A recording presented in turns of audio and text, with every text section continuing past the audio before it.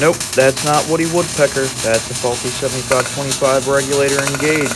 This woodpeckering is going to cause inconsistent gas flow to your weld, make annoying noises the entire time it does it. Regulators like this should be rebuilt or replaced for accurate readings and safety. Just another reason why we perform inspections on equipment daily. Be sure to like, share, and subscribe for more Weld Bench content.